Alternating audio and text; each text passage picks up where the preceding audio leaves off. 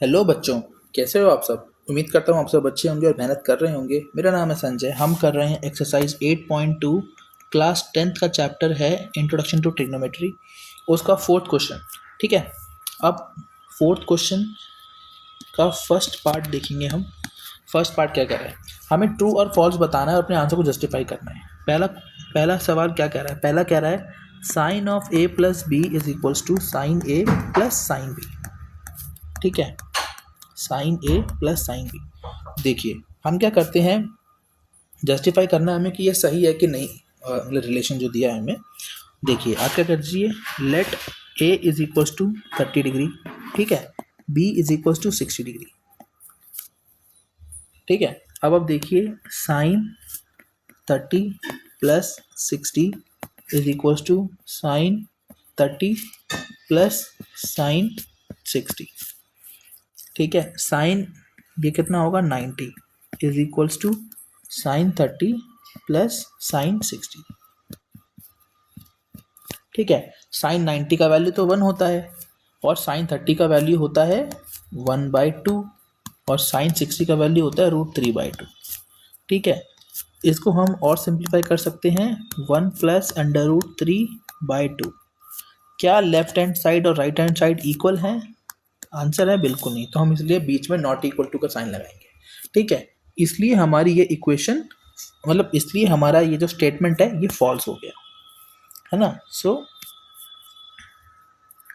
Therefore यहाँ लिख लेते हैं नीचे, therefore given statement is false. और आंसर जस्टिफाई कर दिया है हमने कि अगर हम एक को a लेंगे 30 लेंगे, एक को 60 लेंगे तो क्या होगा। ठीक है, थोड़ा सा इसको मूव करते हैं।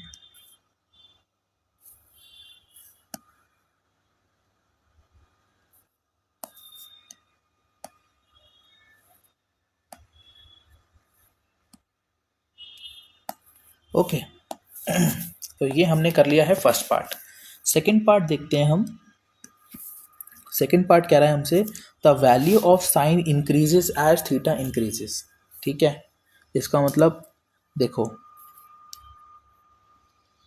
थीटा है हमारे पास कितना कितना 0 degree, 30 degree, 45 degree, 60 degree, 90 degree, correct.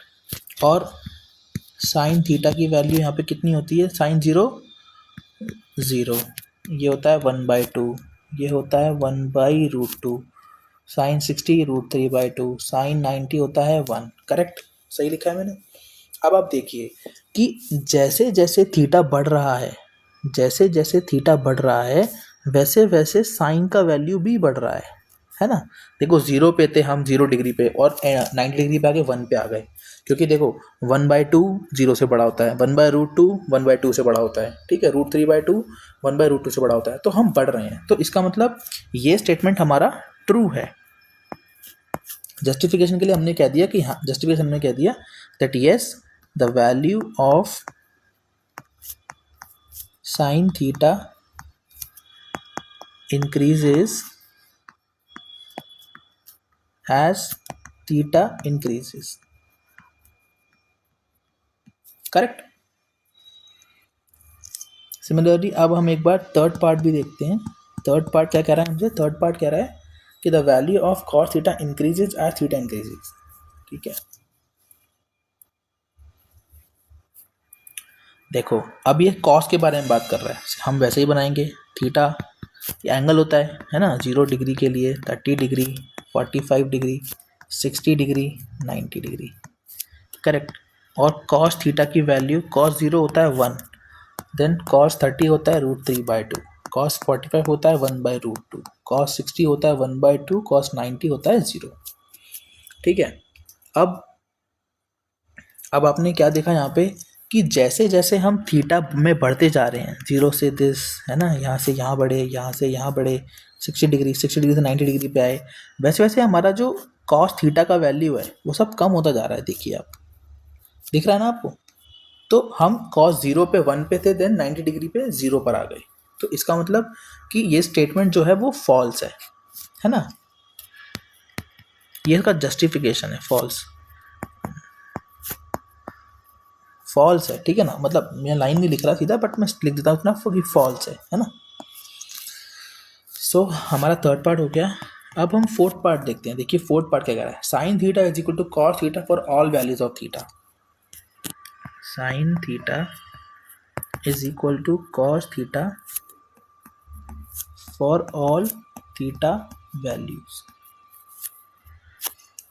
इसको थोड़ा इधर कर देते हैं, ठीक है। अब ठीक है, अब देखिए मैंने साइन की वैल्यूज लिखी हुई है और कॉस की वैल्यू लिखी हुई है आपके सामने, है ना, आप यहाँ पे देख सकते हैं। तो हमको क्या दिख रहा है कि सिर्फ जब थीटा हमारा 45 डिग्री है दोनों जगह पे, तब ही हमारी वैल्यू एक जगह पे सेम है ना, अदरवाइज वैल्यू डिफरेंट है। सो ये स्टेटमेंट भी हमारा गलत हो गया।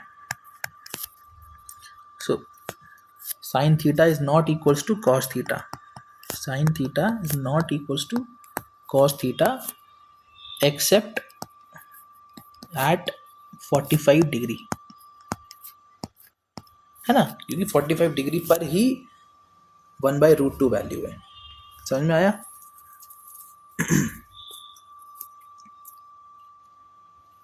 अब हम देखेंगे, ये स्टेटमेंट फॉल्स है। अब देखेंगे हम फिफ्थ पार्ट। देखिए फिफ्थ पार्ट क्या कह रहा है। फिफ्थ पार्ट कह रहा है cot A is not defined for A is equal to 0 degree.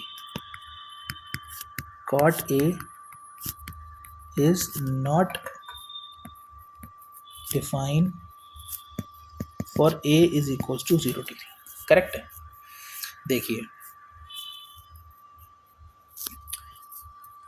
cot A का वैल्यू पहले देखिए, tan A, देखो मैं इसको और चीज़ें समझाता हूँ हम कैसे सोच सकते हैं इसको।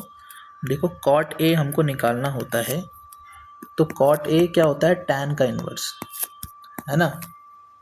तो हमें cot A की जगह 0 रखना है, तो cot 0 is equal to 1/tan 0। tan 0 का वैल्यू क्या होता है, cot 0 degree is equal to 1/tan 0 degree.